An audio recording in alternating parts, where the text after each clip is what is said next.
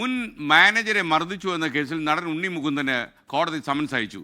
October 27-ന് ഹാജരാകണമെന്നാണ് Kakkanad judicial first class magistrate കോടതി ആവശ്യപ്പെട്ടിരിക്കുന്നത്. കേസിൽ നേരത്തെ ഇൻഫോ പാർക്ക് പോലീസ് കുറ്റപത്രം സമർപ്പിച്ചിരുന്നു.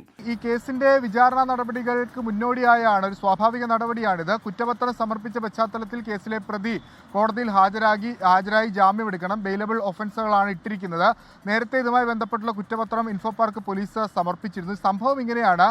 മുൻ മാനേജർ എന്ന് വിശേഷിപ്പിക്കുന്ന ബിബിനെ വിളിച്ചു വരുത്തി കാർ പോർച്ചിൽ വെച്ച് മർദ്ദിച്ചു എന്നാണ് പരാതിയും എഫ്ഐആറിന്മേൽ അന്വേഷണം നടത്തി. പക്ഷേ അങ്ങനെ രൂക്ഷമായ ഒരു മർദ്ദനം ഉണ്ണി മുകുന്ദന്റെ ഭാഗത്ത് ഉണ്ടായിട്ടില്ല എന്നുള്ളതാണ് കുറ്റപത്രം. ആ കുറ്റപത്രമാണ് കാക്കനാട് മജിസ്ട്രേറ്റ് കോടതിയിലുള്ളത്.